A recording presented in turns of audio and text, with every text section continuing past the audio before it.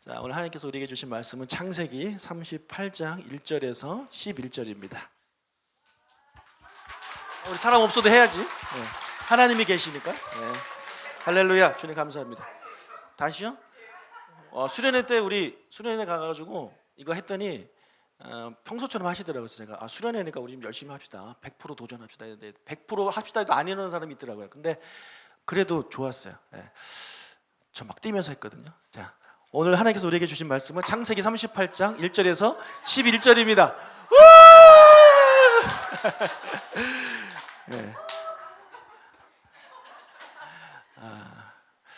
집회 때 얼마나 뜨겁게 찬양을 했는지, 정말 다윗처럼 신나게 춤추고 그 동영상이 누가 찍었는지 모르겠는데 있었으면 이렇게 공유했으면 좋겠어요.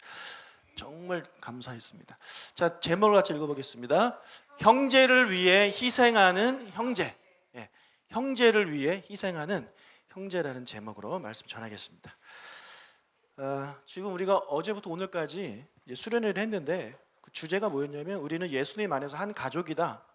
이런 말씀을 이제 주제로 이제 말씀을 진행을 했어요. 그래서 어제에 이어서 오늘 그 두 번째 이야기를 할 것인데요. 어제 못 가신 분들이 이제 많으셔서 어제 설교를 간략히 요약을 좀 제가 해드리고 오늘 본문으로 가겠습니다. 자, 예수님을 믿는 자는 다 하나님의 자녀가 됩니다. 아멘. 내가 하나님의 자녀가 된다는 얘기는 하나님이 내 아버지가 되신다는 얘기예요. 그러니까 여러분에게는 아버지가 두 분입니다. 하나는 여러분을 낳아주신 아버지가 있고 또 한 분은 여러분을 만드신 하나님이 있어요. 여러분의 영혼을 만드신 아버지, 여러분의 육체를 만드신 아버지가 있다라는 거죠. 그래서 우리에겐 두 아버지가 있다라는 것을 우리가 이제 기억을 해야 되고요. 요한복음 1장 12절을 다 같이 읽어보겠습니다. 영접하는 자 곧 그 이름을 믿는 자들에게는 하나님의 자녀가 되는 권세를 주셨으니, 저렇게 하나님 예수님을 믿는 자들에게는 이제 하나님의 자녀가 되고 하나님의 가정의 아들로 딸로 이제 입양이 되는 것입니다. 우리가 저것을요 머리로는 정말 잘 알고 있고 특히 우리가 입으로는 잘 알아요. 습관적으로 하나님 아버지 이렇게 이야기를 합니다. 그런데 정말 나의 삶으로 하나님을 나의 삶 아버지로 인정하고 있는가? 모세의 어머니 요게벳이요 모세를 살리기 위해서 어떻게 했습니까? 모세를 계속 데리고 있다가는 아기가 울면 그 아기가 나일강에 빠뜨려 이제 죽이기 때문에 그녀가 모세를 살리기 위해서 역설적으로 자기 품에서 떠나 보냅니다. 우리는 내 자녀 내가 살린다고 생각하잖아요. 그죠? 내가 먹여야 되고 내가 입혀야 되고 내가 케어를 해줘야 된단 말이에요. 그런데 성경에서 보면 하나님은 그렇게 하지 않아요. 하나님의 방법은요 부모, 엄마, 아빠 품에서 자녀를 떠나보내는 거예요. 떠나보낼 때 그때서야 드디어 이 자녀에게 하나님의 복이 임하는 겁니다. 그래서 모세가 엄마 요게벳 품을 떠난 다음에 어떻게 되냐면 애굽의 왕자가 됩니다. 엄마가 계속 데리고 있었으면 뭐가 됐겠어요? 그냥 히브리 노예입니다. 끝이에요. 건강한 히브리 노예. 하지만 엄마 품을 떠나니까 이 사람이 애굽의 그런 왕자가 됩니다. 아브라함도 그랬어요. 아브라함도 자기 아버지 집을 떠난 이후에 복의 근원이 됩니다. 이스라엘의 믿음의 조상이 돼요. 이삭도 그래요. 이삭도 성경을 보면 그의 아버지 아브라함이 죽은 후에 하나님이 이삭에게 복을 주셨다. 이런 표현이 있고 야곱도 그렇습니다. 야곱도 그의 아버지 이삭을 떠나죠. 엄마가 떠내보내잖아요. 그래서 어디로 가냐면 저 북쪽 메소포타미아에 있는 하란이라는 곳에 갑니다. 그곳에 가서 그가 사람이 변합니다. 성장해요. 그 전에는 사기꾼, 속임수 쓰는 그런 사람, 정말 얄미운 그런 사람이었는데 그곳에 가서 사람이 변합니다. 믿음의 사람이 되어서 내려옵니다. 야곱의 아들 요셉도 마찬가지입니다. 형들이 그를 팔아버리죠. 그래서 이제 남쪽 유다 애굽으로 가게 되는 거죠. 그 애굽에서 그가 아버지를 떠난 이후에 어떻게 됩니까? 애굽의 총리가 되는 겁니다. 이런 일들이 계속 있어요. 여러분 다윗도 마찬가지예요. 여러분 다윗도 원래 그의 아버지 이새의 아들이었잖아요. 그런데 사울 때문에 도망 다니게 됩니다. 도망다니게 돼요. 아버지랑 같이 살 수가 없어요. 그래서 10년 동안 도망 다니잖아요. 그 다음에 어떻게 됩니까? 다윗이 왕이 됩니다. 왕이 돼요. 여러분 다니엘은 어때요? 다니엘도 그냥 그 본토 유대 땅에 살다가 포로로 끌려가잖아요. 아버지 집을 강제적으로 떠나는 거예요. 어떻게 돼요? 페르시아 제국 총리가 됩니다. 그러니까 하나같이 성경에 나오는 그 위대한 사람들은요, 자기 아버지 집을 떠나는 사람들이에요. 가출하시기를 축복합니다. 근데 그게 진짜 집을 나가는 그런 의미가 아니라 자기의 육의 아버지의 그 보호 안을 떠난다는 것은 뭐냐면, 아버지의 품을 떠나 어디로 가는 거냐면 또 다른 아버지, 진짜 아버지에게로 가란 얘기예요. 그러니까 여러분이, 보통 여기 다들 자녀가 있으시니까, 여러분의 자녀가 아닙니다. 하나님의 아들, 딸이에요. 무슨 소리예요? 목사님, 내가 배 아파서 나는데, 나를 너무 닮았는데. 물론 닮았죠. 여러분 닮은 건 하나님의 선물일 뿐입니다. 하나님이 여러분 그냥 이뻐하라고 닮게 해준 거예요. 남편 닮으면 이뻐하겠어요? 그러니까 여러분 닮게 해주는 거죠. 그래서 그 닮은 아들을 낳았다고 딸을 낳았다고 여러분 게 아니라는 거예요. 하나님 거예요. 하나님이 잠시 맡긴 거예요, 여러분한테. 그 생각 우리 잊으면 안 돼요. 그러니까 이 아이를 내 새끼 하면서 키울 것이 아니라, 그러면 아이를 망쳐요. 하나님께 흘려보내야 돼요. 진짜 하나님 아버지께 보내야 돼요. 하나님, 우리 아들, 우리 딸, 하나님의 아들, 딸입니다. 하나님 아버지께 돌려보내드립니다. 띄워보냅니다. 하나님께서 우리 아이를 키워주십시오. 이렇게 여러분 기도하셔야 된다는 거예요. 근데 많은 부모님들이 내 자녀, 내 새끼, 그러니까 내가 보호하려고 하는 거죠. 그래서 어떻게 키우냐면 그냥 온실 속의 화초예요. 온실 속의 화초로 키웁니다. 다 해줍니다. 필요한 거 있으면 다 해주고, 그때 다 해주고, 아이가 요구하지 않아도 먼저 알아서 해줍니다. 아이가 학원 보내주세요라는 말을 안 했는데도 미리 초등학생한테 중학교 가르치고, 중학교 애한테 고등학교 가르치고, 엄마들이 얼마나 극성을 피웁니까? 그게 다 자기 자녀를 위한다고 생각하는 거예요. 아니에요, 여러분. 그 자녀 망치는 일입니다. 우리는 믿는 사람들은 어떻게 해야 되냐면, 내가 어떻게 하려는 게 아니라 하나님 아버지께 맡기는 거예요. 그렇다고 뭐 학교도 보내지 말라, 그런 말씀을 드리는 게 아닙니다. 여러분 잘 이해를 하시고 들으시길 바랍니다. 그래서 성경을 보면 하나님께서 그의 자녀들을 키우실 때 어떻게 키우냐면요, 온실 속의 화초로 키우지 않아요. 뭐 햇빛이 나면 막아주고, 바람 불면 그것도 막아주고, 벌레 생기면 또 이렇게 잡아주고, 이렇지 않아요. 하나님은요, 그의 자녀를 광야로 내보냅니다. 그의 육의 아버지를 떠난다는 얘기가 광야로 간다는 얘기거든요. 광야에 가면 아무것도 없잖아요. 그러니까 의지할 게 뭐밖에 없냐면 하나님밖에 없는 거예요. 그의 육의 아버지를 떠나면 그가 의지할 게 하나님 아버지밖에 없는 거예요. 그런데 그의 아버지, 어머니가, 육의 아버지가 다 해주니까 하나님 아버지께 구할 게 없어요. 그렇지 않겠어요? 무슨 문제만 생기면 아버지가 다 해결해줘요. 엄마가 다 해결해줘요. 그런 아이가 무슨 기도를 하겠습니까?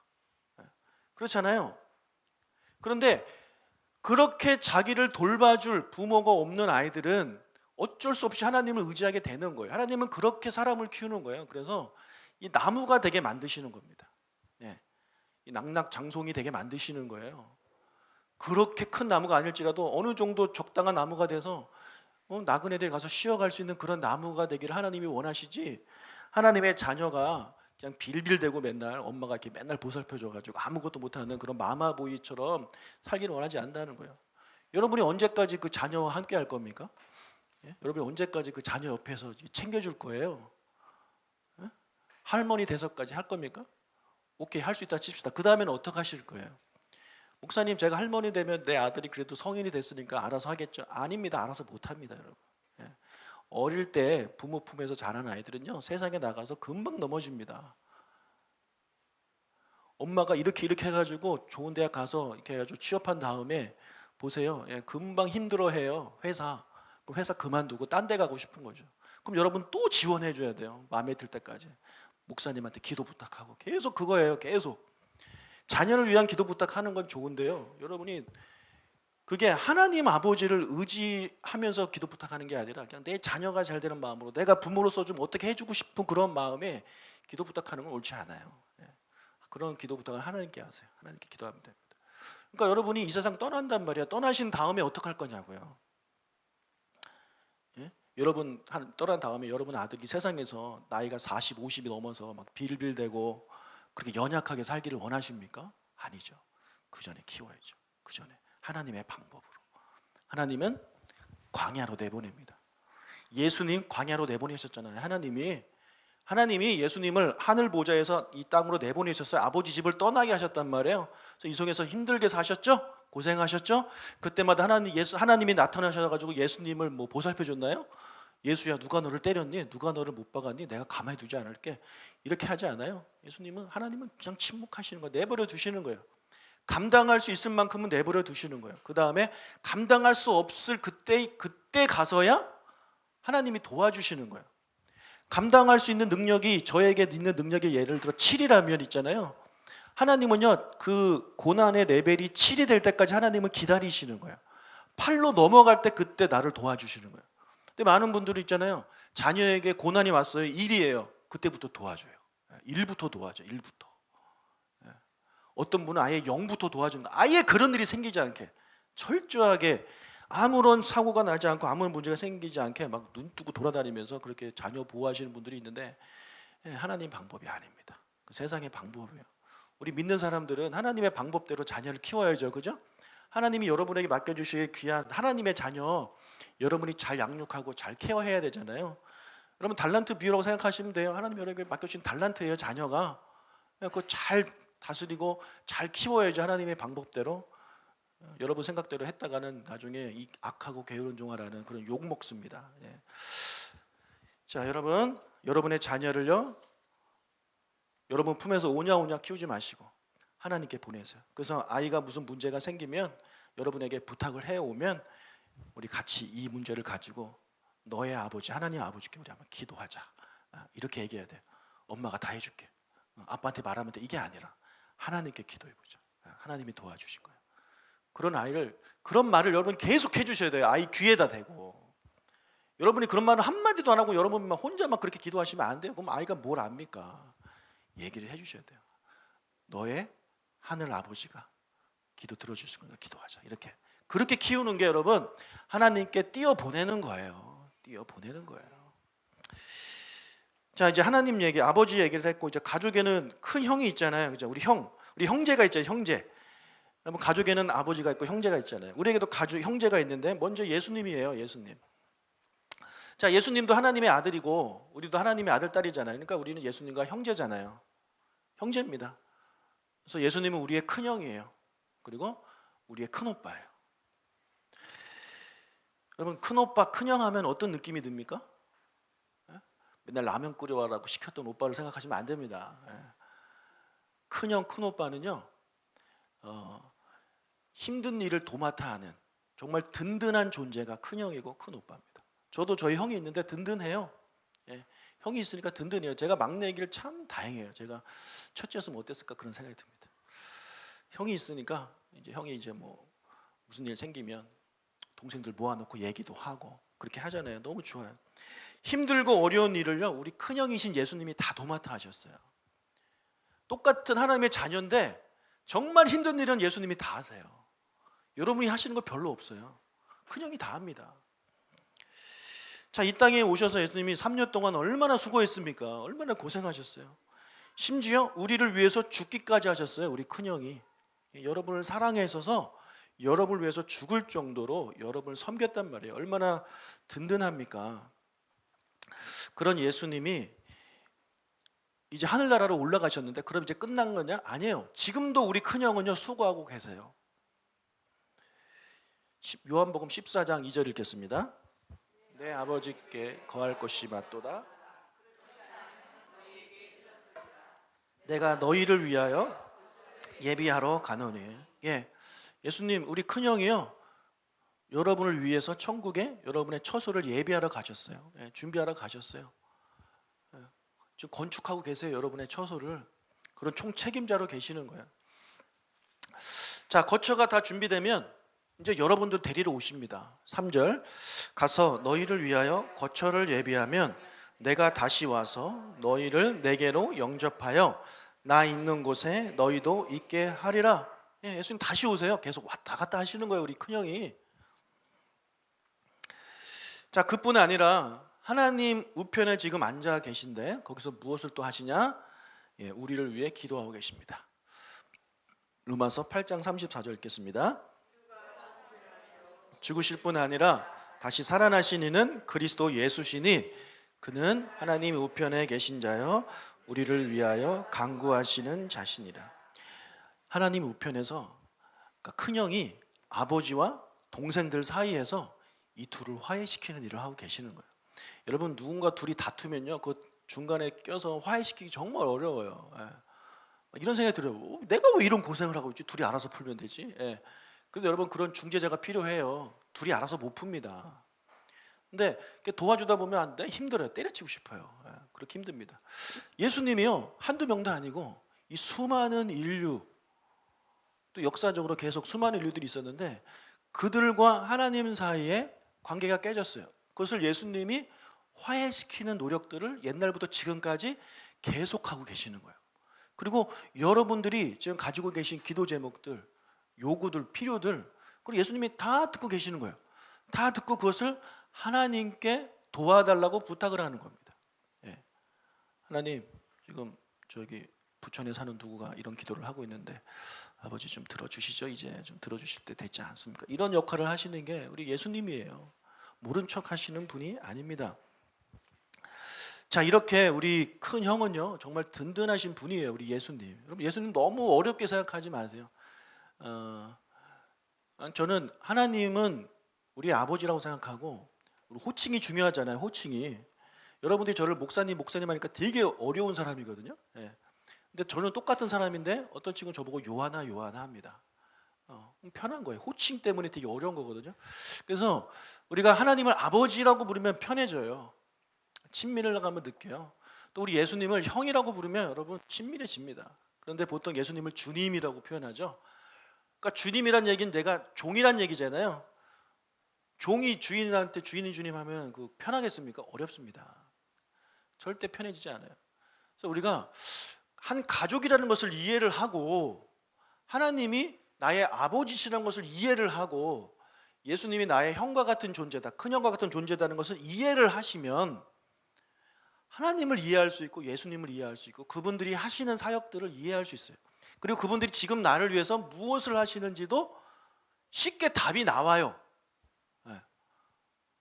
정말 쉬운 공식인데 이것만 알면 모든 수학 문제가 풀리는 것 같다고 생각을 제가 하는 겁니다. 그러니까 너무 쉽지만 그것을 모르는 거예요. 알고 있어도 이해를 못하는 거죠. 그러니까 어떤 문제만 나타나면 이거 못 풀어서 어려운 거예요. 여러분 그렇지 않아요. 쉬워요. 관계만 이해하시면 됩니다. 예수님 우리의 큰 형이에요. 정말 든든한 형이에요. 그러니까 우리가 큰 형한테 의지하는 거죠. 그렇죠? 우리가 하나님 아버지한테 기도도 하지만 어려운 일 있으면 우리 큰 형한테도 부탁하잖아요. 큰 형한테 부탁하는 거예요. 예수님께 기도하는 거예요. 여러분 가족만큼 나를 사랑해 주는 분이 없죠. 그런데 나에게 있는 가족이 얼마나 든든한 가족입니까? 하나님이 아버지고 예수님이 큰 형이에요. 큰 오빠예요. 얼마나 든든해요. 이런 귀한 가족을 두신 여러분 행복하신 줄 알아야 됩니다. 하나님 예수님도 의지하는 우리가 되시길 바라고요.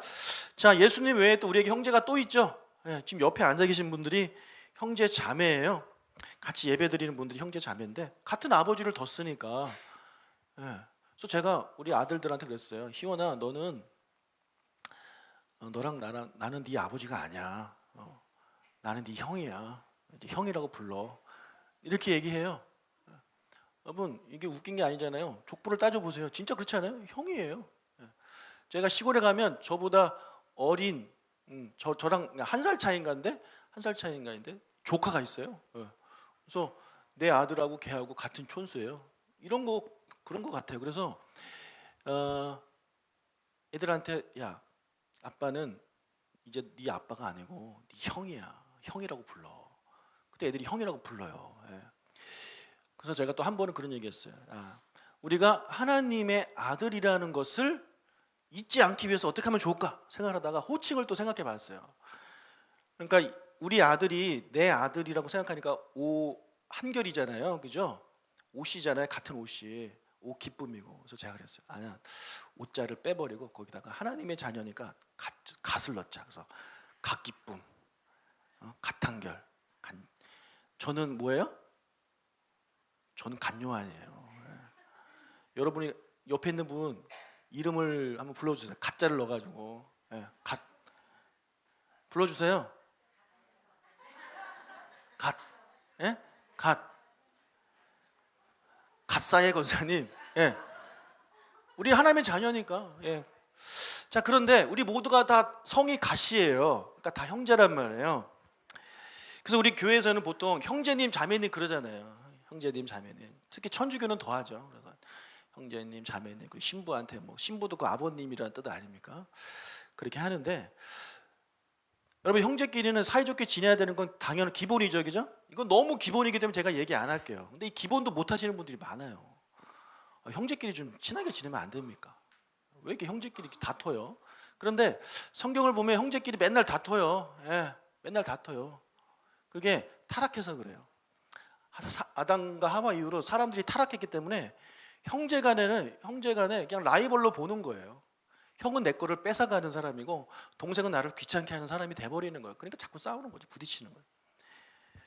근데 감사하게도 저희 가정은 형제끼리 싸우는 게 없어요. 저는 다 그런 줄 알았어요. 다 가족이 형제끼리 너무 사이좋게 전 당연한 줄 알았어요. 저희 또 4명이나 되잖아요. 그런데 그렇지 않은 형제 자매가 많다는 것을 나중에 깨닫고 깜짝 놀랐어요. 아, 어떻게 형제끼리 저렇게 싸우면서 미워하면서 살 수 있지? 근데 그러다 보니까 그런 것이 당연한 사람들은 교회 와서도 같은 형제 자매끼리 싸우는 거예요. 그거 당연한 거거든. 자기가 평생 그렇게 살았거든요. 형제끼리는 싸우는 거야. 아버지한테 대드는 거고. 예. 근데 그게 아니에요. 형제끼리 여러분 사랑하면서 잘 사시길 축복합니다. 이건 기본이니까 제가 넘어갈게요. 여러분 구약에 보면 형사 취수 제도라는 게 있어요. 형사 취수 제도. 예, 형사 취수. 형이 죽으면 취수, 형수를 취하는 거예요. 그런 제도가 이스라엘에 있었어요. 왜 그렇게 하냐? 형이 자식을 낳고 죽어야 되는데 자식을 낳지 못하고 죽으면 형의 대가 끊깁니다. 그렇죠?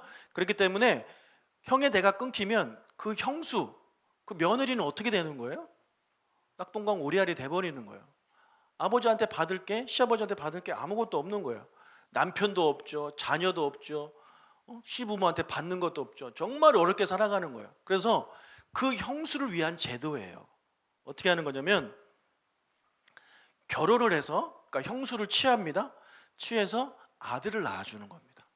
그래서 그 아들을 형수한테 주는 거예요. 내 아들이 아니라 형수를 준다는 얘기는 형의 아들이라는 거예요. 형의 아들로 입양을 보내는 겁니다. 그럼 어떻게 되는 거냐면, 자, 아버지가 계시고 자녀들이 있잖아요. 아버지가 죽으면 어떻게 됩니까? 그 아버지의 유산을 상속받습니다. 그렇죠? 그런데 첫째 아들한테는 두 배를 주고 둘째, 셋째한테는 이제 1배씩을 이렇게 주는 거예요. 자, 그런데 남편이 죽은 이 며느리는 아무것도 받을 게 없는 거예요. 그래서 형사 취수 제도를 통해서 그 형수에게 아들을 낳게 해주고 그 아들에게 그 아버지가 이 어떻게 말하면 손자인데, 손자가 이제 아들로 이제 입양된 거잖아요. 그 아들에게 유산을 상속을 해주는 거예요. 그래서 그의 기업이 이어질 뿐만 아니라 그 며느리도 먹고 살게 해주는 그런 제도예요. 그러니까 이런 제도가 지금 우리나라에는 없잖아요. 이상하게 징그럽게 생각이 될 텐데, 그런데 이것이 구약에 있었던 이유는 하나님께서 그 정신을 우리에게 말씀해 주고 계시는 겁니다. 그건 뭐냐면 다른 가족을 위해서 나를 희생하라라는 거예요. 형제를 위해서 나를 희생하라. 그것이 여기에 담긴 그런 내용이에요. 좀 자세히 설명을 해드릴게요. 창세기 38장에 보면 이 형사 취수에 대한 내용이 나오는데, 유다가 있었어요. 유다가 있었는데 그 유다에게는 3명의 아들이 있었는데, 먼저 첫째 아들이 엘인데, 이 엘이라는 사람이 아주 악한 사람입니다. 하나님이 보시기에 못된 짓을 자꾸 계속하니까 하나님이 데려가셨어요. 너 더 있어봐야 안 되겠다. 데려가셨어요. 근데 이제 그 아내가 이제 다말이라는 여인인데 자식이 없이 혼자 남겨진 거예요. 그럼 이 형사 취수 제도에 의해서 둘째 아들, 이 형수를 취합니다. 둘째 아들 이름이 오난이에요. 오난. 성경에 나오는 이 오자 들어간 사람은 다 괜찮은데 그 중에 몇 명이 별론데 얘가 그 중에 하나예요. 이 오난이 형수를 다말을 아내로 맞습니다. 8절. 유다가 오난에게 이르되 내 형수에게로 들어가서 남편의 아우된 본분을 행하여 내 형을 위하여 씨가 있게 하라.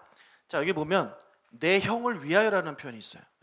형수를 취해서 아들을 낳게 해라. 그것이 너의 형을 위한 것이다. 형의 가족을 위한 것이다라는 거예요. 자, 그런데 이 오난이요, 형수와 결혼을 해서 이제 부부 관계를 맺는데 이제 어떻게 하냐면 9절을 읽겠습니다. 오난이 그 씨가 자기 것이 되지 않을 줄을 알므로 형수에게 들어갔을 때에 그의 형에게 씨를 주지 아니하려고 땅에 설정하매, 아들을 낳아봐야 얘는 내 아들이 아니고 형의 아들이 되니까 괜히 얘가 태어나면 복잡해지는 거예요. 이 복잡해진다는 게 뭐냐면 내가 손해본다는 내용이에요. 그래서 하나님이 이 오난이 그 생각에 부부관계를 맺고 체외 사정을 이제 해버린 거죠. 그걸 보고 하나님이 괘씸하게 여겨서 오난을 죽입니다.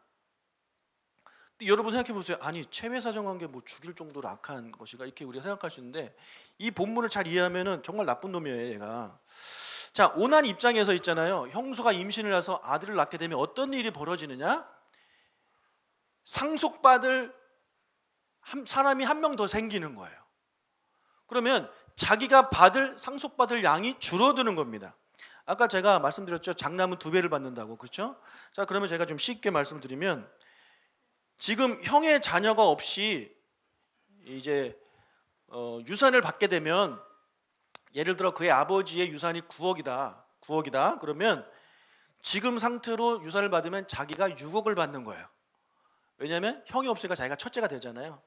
그래서 자기는 6억을 받고 동생은, 셋째는 3억을 받는 거예요. 이해가 되시죠?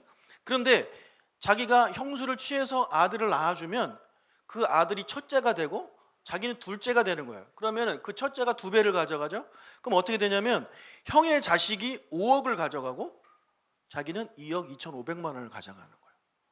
이해가 되시죠? 그러니까 이 형의 아들이 없으면 자기가 6억을 갖는데 내가 아들을 낳아줘 버리면 내 6억이 2억 2,500이 되어버리는 거예요. 그러니까 아까운 거죠, 돈이. 그 형수가 어떻게 사는지는 관심이 없는 거예요. 그 형의 가게가 대가 끊기는 것도 관심이 없는 거예요. 그의 오직 관심은 뭐예요? 내 거예요. 내 돈이에요, 내 돈. 내가 그 돈을 받아서 내가 잘 살고 내 아들한테 물려주고 내 아들 또 잘되게 해줘야지, 그 생각밖에 없는 거예요. 자기 형제를 생각하지 않는 거예요. 그러니까 하나님이 보시기에 너는 악한 놈이라는 거예요. 그럼 우리가 형제끼리 살면서 있잖아요. 형제가 있는데 형제를 전혀 돌아보지 않고, 형제가 힘들게, 친형제요. 친형제가 정말 힘들게 살고 그러는데 돌아보지 않는 그 놀부 같은 사람들 있잖아요. 우리도 놀부를 보면 정말 괘씸하고 싫잖아요.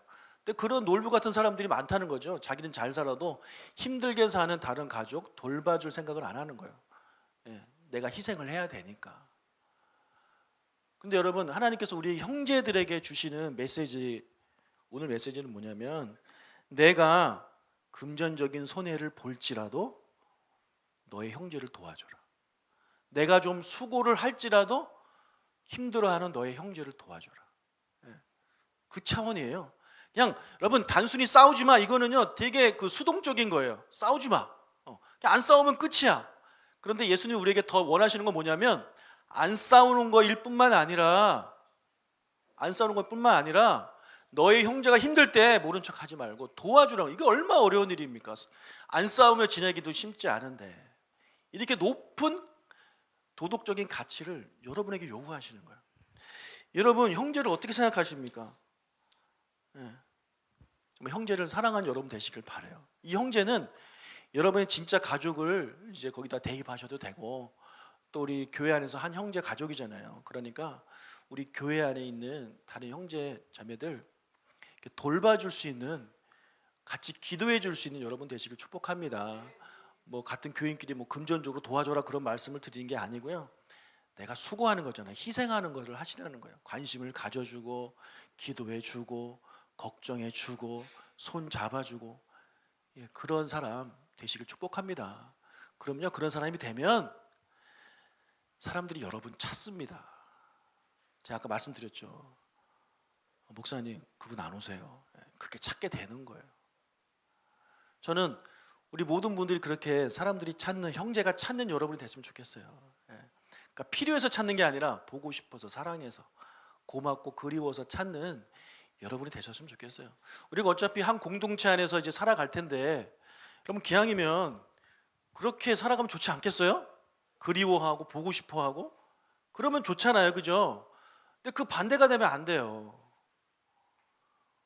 보기 싫고 미워하고 한 공간에 있기 싫고, 이거 여러분 정말 회개하셔야 돼요. 정말 회개하셔야 돼요. 이거 뉘우치고 하나님 앞에, 하나님 제가 오난과 같은 사람입니다. 용서해 주십시오. 이제는 오난과 같이 살지 않고 그를 위해서 기도해주고 희생하는 제가 되기를 원합니다. 여러분 그렇게 기도하시길 바랍니다. 여러분 다윗에게는 형이 있었어요. 엘리압이라는 형이 있었는데, 첫째 형이 같은 형제임에도 불구하고 다윗을 엄청 싫어해요. 엄청 싫어해요. 그래서 다윗한테 뭐라고 하고 구박 주고 그런 형입니다. 같은 가족인데, 여러분 그런 형처럼 되지 마시고 정말 좋게 사랑하고 아껴주고 기도해주고 품어주는 그런 우리 뉴스원교회 가족들이 다 되시기를, 여러분의 각자의 형제들에게 그렇게 해주시는 여러분들이 되시기를 주의 이름으로 축복합니다. 아까 우리 예수님이 우리 형제라고 말씀드렸는데, 예수님의 삶을 보세요. 답 나오잖아요. 희생하셨잖아요. 우리를 위해서 죽으셨잖아요. 그렇게 희생하셨잖아요. 우리 예수님을 사랑하고 예수님을 닮아간다, 뭐 제자라고 말을 하면서 사이좋게 지내지도 못하고 희생조차 하지도 못하는 그런 우리의 삶은 예수님을 따라가는 삶이 아닙니다. 우리의 큰형 되시는, 큰오빠 되시는 예수님의 그런 삶을 묵상하면서 그렇게 형제를 섬기는, 희생하는 우리가 되시길 주의 이름으로 축복합니다.